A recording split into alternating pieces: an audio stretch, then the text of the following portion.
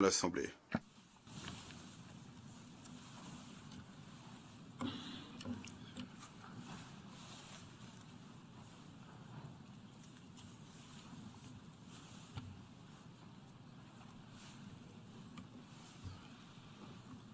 Monsieur le Président de l'Assemblée générale, Mesdames et Messieurs les chefs d'État et de gouvernement, Monsieur le Secrétaire général de l'Organisation des Nations unies, Mesdames et Messieurs, de prime abord, je voudrais m'acquitter de l'agréable devoir de vous adresser les chaleureuses salutations du peuple malien, riche de sa diversité culturelle,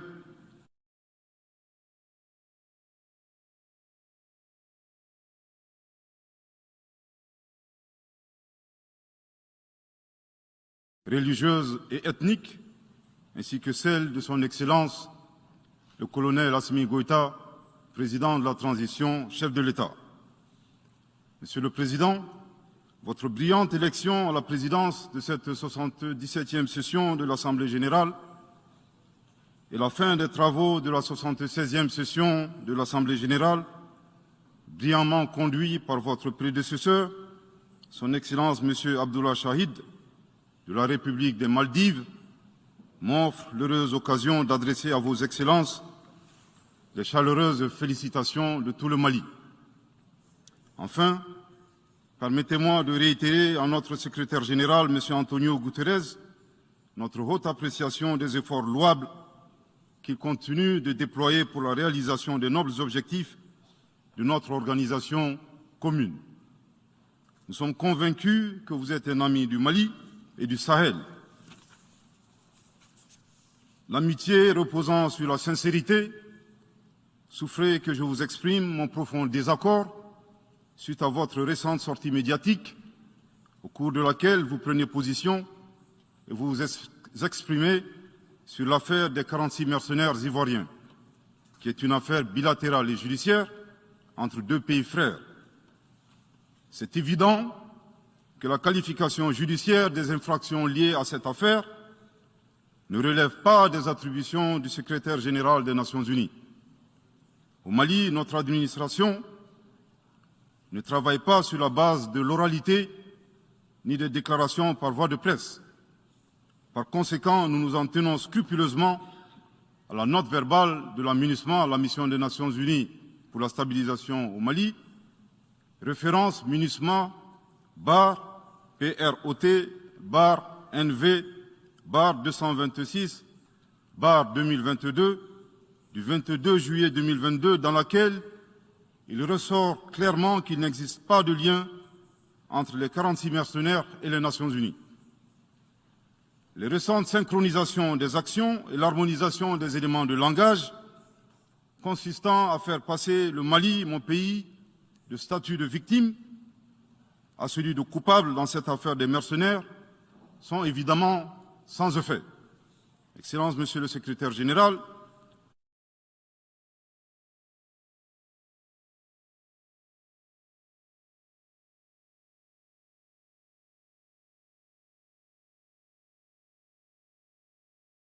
votre position sur l'affaire des mercenaires a été suivie par certains responsables d'Afrique de l'Ouest. Donc, c'est sous votre couvert que nous leur adresserons des messages.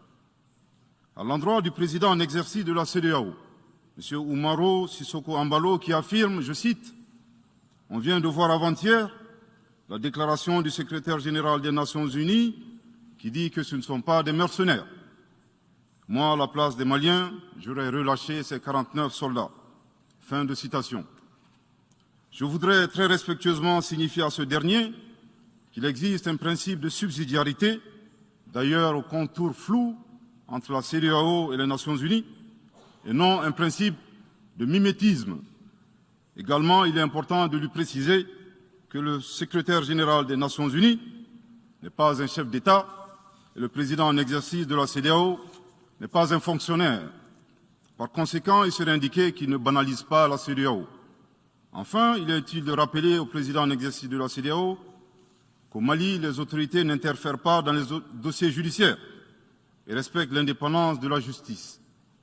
Donc, nous n'avons pas vocation à interpeller ou relâcher. Ceci relève de la fonction judiciaire. Aussi, M. Oumaro Sissoko Embalo doit être conscient du fait qu'il est le dépositaire d'un lourd héritage et de plusieurs sacrifices qui ont fait la renommée de cette organisation. La dynamique ayant fait la grandeur de la CEDEAO ne doit pas être brisée.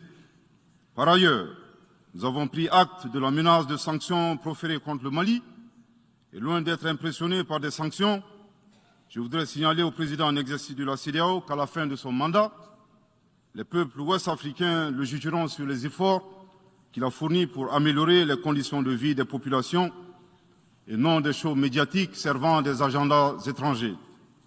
À l'endroit de M. Bazoum, il remarquera que le gouvernement de la transition n'a pour le moment jamais réagi à ces propos injurieux pour deux raisons cumulatives. La première raison tient au respect de l'héritage laissé par nos ancêtres, qui consiste à ne pas répondre aux injures par des injures. La seconde relève de l'identité de M. Bazoum, l'étranger qui se réclame du Niger. Nous savons que le peuple nigérien, frère du Mali, se distingue par des valeurs sociétales, culturelles et religieuses très riches. M. Bazoum n'est pas un Nigérien, son comportement nous le reconforte totalement dans notre constat. Excellence, Monsieur le Secrétaire général, le Mali tirera toutes les conséquences de droit de vos agissements. Devant Dieu et en leur âme et conscience, nous demandons à ceux qui refutent notre version d'indiquer s'ils accepteront que les militaires ayant dissimulé leurs identités en mettant sur leurs passeports qu'ils sont peintres, maçons, etc., avec des armes débarquent dans leur aéroport sans que le pays de destination n'ait été au préalable informé et dans le dessein funeste de déstabiliser ce pays. S'ils ne l'acceptent pas en tant qu'État, si cela n'est pas possible à Lisbonne ou ailleurs, le Mali non plus ne l'acceptera pas en tant qu'État et ce ne sera pas non plus possible à Bamako ou dans une autre localité malienne. Monsieur le Président, une nouvelle ère des solutions porteuses de changement pour relever des défis interdépendants. Thème de cette 77e session de l'Assemblée générale, suscitera l'espoir de meilleurs jours pour le Mali, à la condition que le bilan sans complaisance de l'ancienne ère soit établi, que les enseignements soient tirés et que des recommandations objectives soient formulées. Une fois cet état franchi, je ne doute pas qu'à travers notre action collective, nous réussirons à pacifier les multiples foyers de tension dans le monde, mais aussi à promouvoir un développement harmonieux et lutter efficacement contre les pandémies, la dégradation de l'environnement et le réchauffement climatique, les inégalités et les politiques de domination et de prédation des ressources. Depuis le mois d'août 2020, le Mali, mon pays, se trouve dans un processus de transition qui prendra fin le 26 mars 2024 par le transfert de pouvoir aux autorités élues.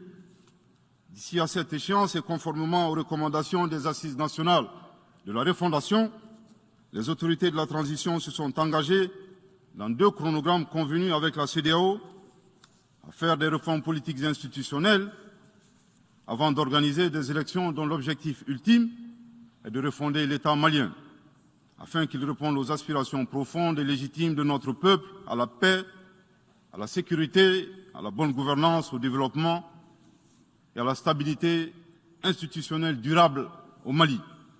Dans cette perspective, je suis heureux de souligner que certaines avancées majeures ont déjà été réalisées, notamment la promulgation de la loi électorale, qui comprend entre autres la création de l'autorité indépendante de gestion des élections, dont l'installation est à un stade avancé, ainsi que la mise en place d'une commission composée d'éminentes personnalités de toutes les composantes de la société malienne, chargée de la rédaction de la nouvelle Constitution. Monsieur le Président, sur un autre plan, peu de gens savent que le Mali est le seul pays au monde dans lequel se superposent et se déroulent simultanément 4 types d'insécurité: le terrorisme, les conflits communautaires manipulés par les terroristes et leurs sponsors étatiques étrangers, la criminalité transnationale organisée et les actions violentes d'individus isolés. Parallèlement à ce processus de retour à l'ordre constitutionnel, le Mali continue de mener une lutte sans merci contre les acteurs de l'insécurité, en particulier les groupes extrémistes qui sont responsables de toutes sortes d'abus contre nos paisibles populations. En ce qui concerne le Mali, je suis heureux et fier de vous annoncer que les groupes terroristes ont été sérieusement affaiblis et la peur a même changé de camp.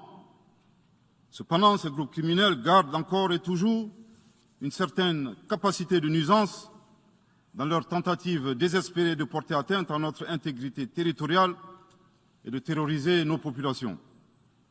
Les vaillantes forces de défense et de sécurité du Mali restent déterminées à faire face à toutes les menaces d'où qu'elles viennent, sous l'impulsion de son Excellence le colonel Assimi Goïta, président de la transition, chef de l'État. Le gouvernement du Mali continue d'intensifier les efforts importants pour recruter, former, équiper et renforcer les capacités opérationnelles des forces de défense et de sécurité maliennes. Je dois dire ici que les actions offensives menées jusque-là ont permis à nos forces de remporter des victoires décisives contre les forces obscurantistes. Elles ont également permis à l'État de reprendre pied et de réaffirmer son autorité sur une grande partie du territoire national, ainsi que de favoriser le retour de plusieurs milliers de nos compatriotes dans leur localité d'origine. Cependant, nous savons que la solution uniquement militaire ou sécuritaire a ses limites. C'est la raison pour laquelle, en appui à l'action militaire, le gouvernement du Mali s'est doté d'une stratégie globale et intégrée, comprenant des mesures politiques, sociales, de développement, y compris la fourniture des services sociaux de base à nos populations, durement affectées par la crise multiforme que nous traversons depuis janvier 2012, avec comme objectif la restauration de l'autorité de l'État sur l'ensemble du territoire national. Dans cette dynamique, le gouvernement du Mali a approuvé le 24 août dernier la stratégie nationale de stabilisation des régions du centre et son plan d'action 2022-2024. Cette stratégie traduit la volonté des autorités de la transition d'avoir une approche holistique de la stabilisation des régions du centre. Elle vise à faire du centre une zone stable et prospère où les communautés sont réconciliées et vivent en harmonie avec leurs voisins. Parallèlement, la mise en œuvre diligente et intelligente de l'accord pour la paix et la réconciliation au Mali, issu du processus d'Alger, demeure une priorité stratégique des autorités de la transition. En tant qu'instrument pacifique de résolution durable de crise que traverse le Mali dans sa partie nord, je dois dire que je suis particulièrement heureux des conclusions de la deuxième réunion de niveau décisionnel des parties à l'accord, tenue à Bamako du 1er au 5 août 2022. Cette importante réunion qui a regroupé les parties signataires et la médiation internationale a permis de lever certains obstacles afin de relancer le processus de mise en œuvre de l'accord. Poursuivant cette dynamique positive et progressive du processus de paix, la 6e réunion de haut niveau du comité de suivi de l'accord, CSA, s'est tenue à Bamako il y a à peine quelques semaines, le 2 septembre 2022. Cette session du CSA est un signal fort de la volonté des parties à s'engager dans une nouvelle dynamique en vue de parachever la mise en œuvre de l'accord. Je réaffirme ici notre attachement à ce processus dont la réussite demeure l'une des conditions sine qua non de la stabilité durable du Mali. C'est le lieu pour moi de saluer une fois de plus le rôle actif de l'Algérie et l'accompagnement de l'équipe de médiation internationale. Je n'oublie pas ici la situation des réfugiés maliens dans les pays voisins, que je salue au passage pour leur hospitalité à l'égard des nôtres. Je n'oublie pas non plus celle de nos compatriotes déplacés internes. Je veux les rassurer que le gouvernement du Mali reste très attentif à leur situation précaire et que tous nos efforts visent à créer les conditions propices à leur retour dans la sécurité et la dignité en vue de leur participation effective à la vie de la nation. Monsieur le Président, dans sa difficile quête pour la paix, la stabilité et le développement durable, le peuple malien reste reconnaissant des efforts et des sacrifices consentis par la MINUSMA, de sa création en juillet 2013 à nos jours, visant à aider le Mali à restaurer son autorité sur l'ensemble de son territoire. C'est pourquoi je tiens à rendre hommage au nom du peuple et du gouvernement malien à la mémoire de toutes les victimes maliennes comme étrangères, civiles comme militaires, tombées sur le champ d'honneur au Mali. Cela dit, il nous faut reconnaître que près de 10 ans après son établissement, les objectifs pour lesquels l'aménagement a été déployé au Mali ne sont pas atteints, et ce, en dépit des nombreuses résolutions du Conseil de sécurité. C'est pourquoi le gouvernement du Mali réitère sa demande, maintes fois exprimée, d'un changement de paradigme, d'une adaptation de l'aménagement à l'environnement dans lequel elle est déployée et d'une meilleure articulation de cette mission avec les autorités maliennes. Dans cette perspective, il est extrêmement important pour l'aménagement de rester une force d'appui au Mali dans sa quête de stabilité. Le gouvernement du Mali dénonce les influences extérieures négatives et les tentatives d'instrumentalisation de certaines entités légalement présentes au Mali pour servir des agendas cachés, y compris à travers l'exploitation de la question des droits de l'homme aux fins de déstabilisation.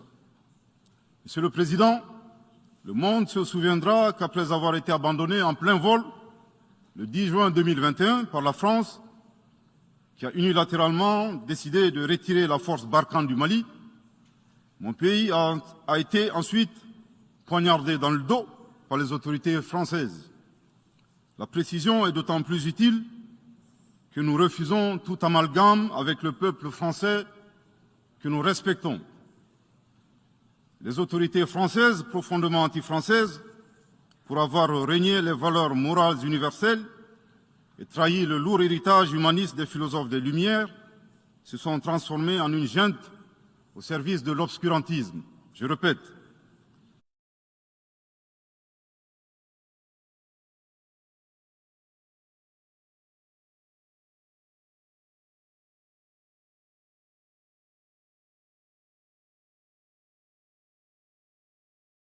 les autorités françaises, profondément anti-françaises, pour avoir régné les valeurs morales universelles et trahi le lourd héritage humaniste des philosophes des Lumières, se sont transformées en une junte au service de l'obscurantisme.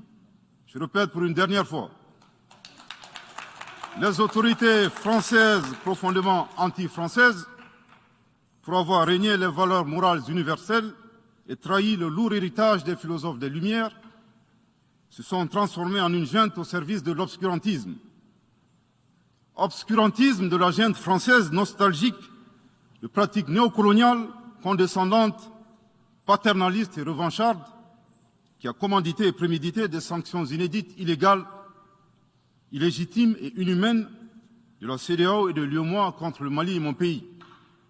Après plus de 10 ans d'insécurité et en fait des milliers de morts, autant de réfugiés et de déplacés internes, n'est-ce pas un sacrilège de mettre une population malienne victime de l'insécurité dans un pays enclavé sous embargo pendant 7 mois, en procédant à la fermeture des frontières et la saisie des comptes financiers du Mali. Grâce à sa résilience et à la solidarité de pays amis et des peuples africains, le peuple malien a tenu et a déjoué les pronostics de ses adversaires. Obscurantisme de la junte française qui s'est rendue coupable d'instrumentalisation des différences ethniques, en oubliant si vite sa responsabilité dans le génocide contre les Tutsis au Rwanda, coupable également de tenter désespérément de diviser les Maliens, enfants d'une même famille. Enfin, obscurantisme de la junte française qui a violé l'espace aérien malien en y faisant voler des vecteurs aériens tels que des drones, des hélicoptères militaires et des avions de chasse plus d'une 50aine de fois, en apportant des renseignements, des armes et munitions aux groupes terroristes. Afin de se donner une bonne conscience, la junte française accuse le Mali de n'avoir pas été reconnaissant en se gargarisant de la mort regrettable de 59 soldats français au Mali lors de diverses opérations de lutte contre le terrorisme. À cette triste accusation, nous rappelons que dans la majorité des interventions d'officiels maliens et des cérémonies, nous rendons systématiquement un hommage à l'ensemble des victimes de l'insécurité au Mali, sans distinction de nationalité, donc y compris les 59 Français décédés. Aussi, nous les invitons à ne pas s'arrêter à si bon chemin et de remonter le temps, en passant par leur intervention en Libye, décriée par toute l'Afrique, sans oublier la participation forcée des milliers d'Africains à la Première et la Seconde Guerre mondiale, sans oublier la traite négrière qui explique le sort économique de beaucoup de pays. Combien d'Africains sont-ils morts pour la France et le monde libre dans lequel nous vivons? Monsieur le Président, eu égard à la gravité des faits commis par la junte française, le Mali, dans sa lettre en date du 15 août 2022, a demandé la tenue d'une réunion d'urgence du Conseil de sécurité des Nations Unies. Cette réunion a pour objet de permettre au Mali de présenter les éléments de preuve en sa possession, démontrant que l'armée française a agressé en de maintes reprises mon pays, en violant de manière répétitive et fréquente l'espace aérien malien, sans autorisation des autorités maliennes, et parfois en falsifiant des documents de vol. Plus grave, Monsieur le Président, le Mali sera en mesure de prouver que la junte française a fourni des renseignements et des armes à des groupes terroristes. Le gouvernement du Mali s'interroge sur les raisons qui poussent cet État membre du Conseil de sécurité, de surcroît assurant la présidence de cet organe, à faire obstacle au débat en vue de la manifestation de la vérité. Le monde doit être édifié sur les faits graves qui se sont déroulés au Mali et qui sont à la base de l'aggravation de l'insécurité et de la déstabilisation du Mali et du Sahel. Par la saisine du Conseil de sécurité, le gouvernement du Mali entend mettre cet important organe, chargé à titre principal du maintien de la paix et de la sécurité internationale, face à ses responsabilités et dénoncer les agissements de la junte française contre mon pays. Ces actes hostiles sont incompatibles avec la Charte des Nations Unies et son statut de membre permanent. Il y va de la crédibilité de notre mécanisme commun, de l'efficacité de la lutte contre le terrorisme, mais surtout, il y va de l'intégrité de l'Organisation des Nations Unies, qui repose entre autres sur le respect des engagements internationaux, de la légalité internationale et de la Charte des Nations Unies. Monsieur le Président, il semble opportun pour le Mali de demander votre implication personnelle auprès du Conseil de sécurité des Nations Unies, afin que notre demande aboutisse pour que cesse la duplicité et la guerre par procuration imposée à mon pays. Monsieur le Président, dans la lutte contre le terrorisme et l'extrémisme violent, le gouvernement du Mali est fortement interpellé sur la question des droits de l'homme. Je tiens à souligner que les droits de l'homme constituent avant tout des valeurs qu'incarne chaque Malien.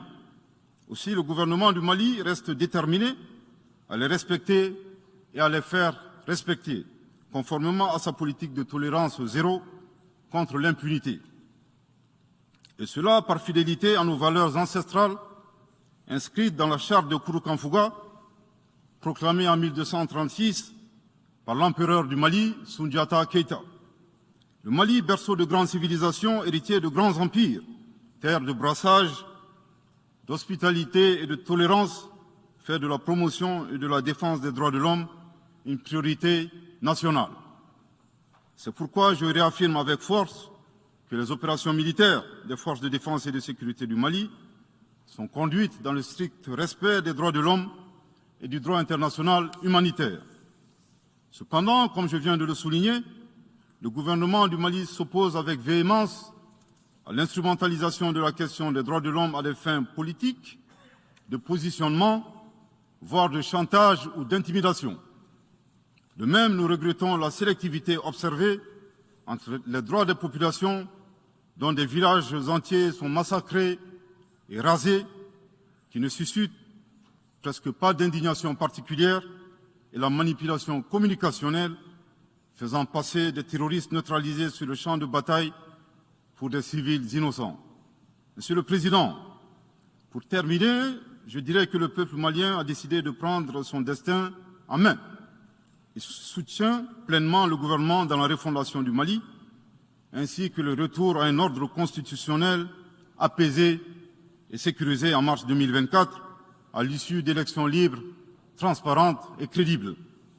La réalisation de ces vastes chantiers exige du gouvernement de poursuivre et d'intensifier les efforts en vue de l'amélioration continue de la situation sécuritaire dans le pays et de la protection des personnes et de leurs biens. À cet égard, je me réjouis de la tenue à Lomé, le 6 septembre dernier, de la 3e réunion du groupe de suivi et de soutien à la transition. Les conclusions de cette importante rencontre, notamment la reconnaissance des progrès réalisés par la transition et les appels lancés en faveur de la mobilisation de tous les partenaires du Mali pour consolider leur appui politique, économique, technique et financier à la République du Mali, ainsi que pour soutenir les efforts des autorités de la transition du Mali en vue d'un retour harmonieux à l'ordre constitutionnel. Je voudrais rappeler que la transition au Mali résulte de plusieurs années de dysfonctionnement de notre jeune démocratie qui a engrangé quelques résultats positifs.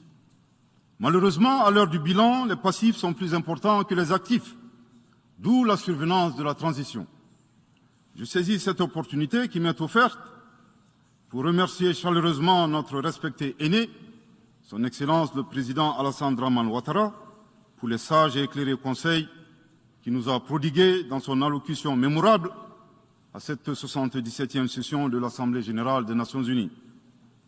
Je voudrais le rassurer que les autorités de la transition malienne n'ont d'autres objectifs que de faire des réformes politiques et institutionnelles avant d'organiser des élections, tout en luttant obstinément contre le terrorisme. Ces réformes permettront d'améliorer la gouvernance et toutes les dispositions seront prises pour que la démocratie malienne soit la plus enviée au monde. Dans ce chantier, nous prêterons une attention particulière au 3e mandat, qui ne sera pas possible. Le troisième mandat pour un public moins averti consiste pour un président de la République d'effectuer une manœuvre en 4 temps, en vue de conserver le pouvoir pour lui seul et son clan. Premier temps, presque en fin de second mandat, donc en principe non rééligible, il s'agit pour le président de la République sortant de déclencher une révision constitutionnelle de manière non consensuelle. Deuxième temps, au cours de cette révision constitutionnelle, le président de la République sortant modifiera quelques dispositions constitutionnelles. Troisième temps, une fois la nouvelle constitution adoptée, sur fond de crise politique naturellement, le président sortant devient candidat en violation de la limitation du nombre de mandats à 2. Sa candidature est alors justifiée par l'adoption de la nouvelle constitution et le prétexte est tout trouvé. La limitation du nombre de mandats à 2 concernait l'ancienne constitution. Par conséquent, il est candidat au regard de la nouvelle constitution adoptée. Quatrième temps, une farce électorale est organisée, forcément il remporte les élections, et s'ensuit une chasse impitoyable aux opposants politiques, dont certains sont arrêtés, d'autres s'exilent et d'autres assassinés. Les allégeances sont obtenues grâce au pouvoir de l'argent, le clientélisme et les intimidations. Dans un langage plus simplifié et en référence à une métaphore footballistique, le 3e mandat est une magie. C'est l'art de se dribbler soi-même tout en gardant le ballon.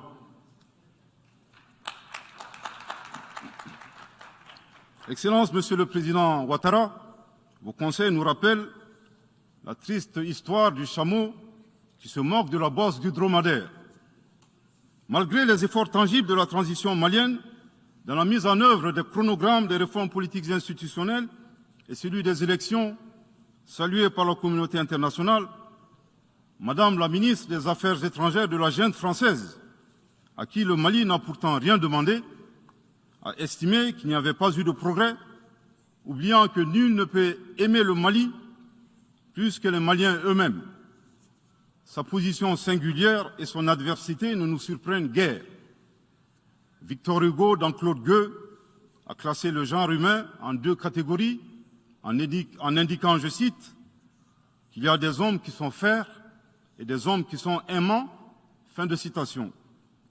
Madame le ministre, dont il s'agit malheureusement, n'est ni fer, ni aimant, elle est hideusement sui generis. Devant l'incertitude et les situations étrangères, le peuple malien adopte une attitude prudente. C'est ce que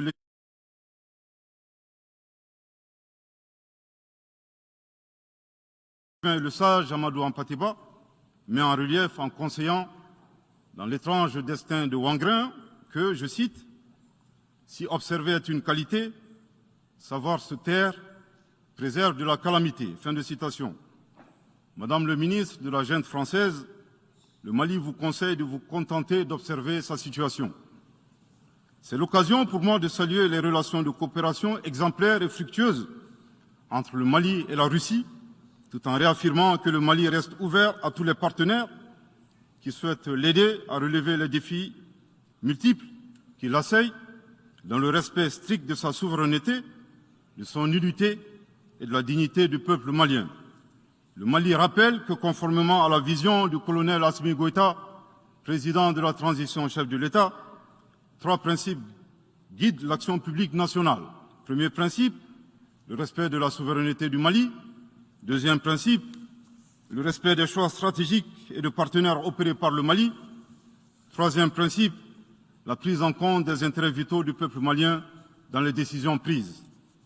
En application de ces principes, le Mali reste disposé à poursuivre et à renforcer ses relations de bon voisinage avec l'ensemble des pays qui l'entourent.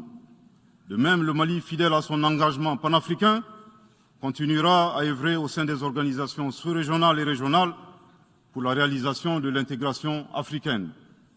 Également, l'atteinte des objectifs de la transition requiert l'accompagnement de l'ensemble des partenaires du Mali, y compris les Nations Unies. J'en appelle donc aux amis du Mali à rester mobilisés aux côtés du gouvernement en vue de l'aider à relever ensemble ces défis importants.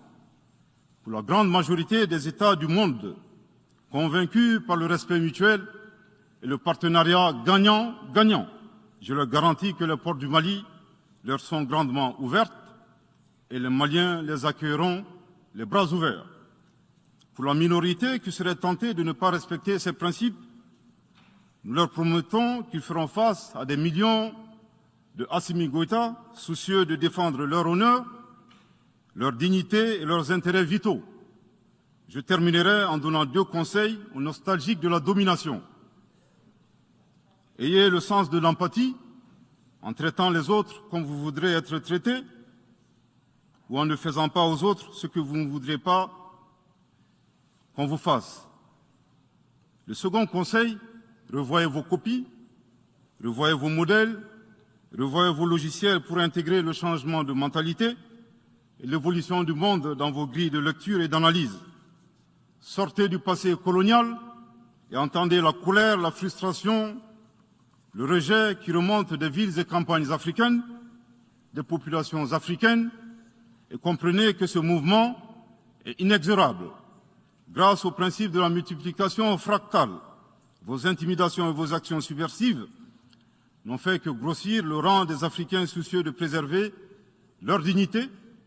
S'il n'était qu'une centaine aux indépendances, aujourd'hui nous sommes des millions, et demain, tant que les paradigmes inégalitaires demeureront, nous serons des milliards. Le Mali et son peuple ne seront pas des spectateurs face aux assauts et l'adversité. Pour chaque mot employé de travers, nous réagirons par réciprocité. Pour chaque balle tirée contre nous, nous réagirons par réciprocité. C'est à ce prix qu'une nouvelle ère sera une réalité avec des solutions porteuses de changement pour relever des défis interdépendants, avec des États interdépendants et en valorisant l'homme sans distinction aucune, notamment de race, de couleur, de sexe, de langue, de religion, d'opinion politique ou de toute autre opinion, d'origine nationale ou sociale, de propriété, de naissance ou de toute autre situation telle que stipulée à l'article 2 de la Déclaration universelle des droits de l'homme. Que Dieu bénisse le Mali et préserve les Maliens des forces obscurantistes et destructrices du monde.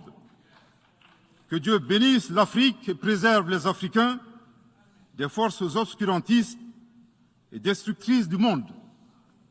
Que Dieu bénisse le monde et préserve l'humanité entière des forces obscurantistes et destructrices du monde.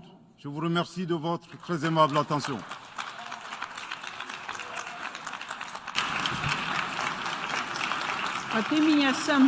Au nom de l'Assemblée générale Permettez-moi de remercier le Premier ministre par intérim de l'Excellence du Mali pour la déclaration qu'il vient de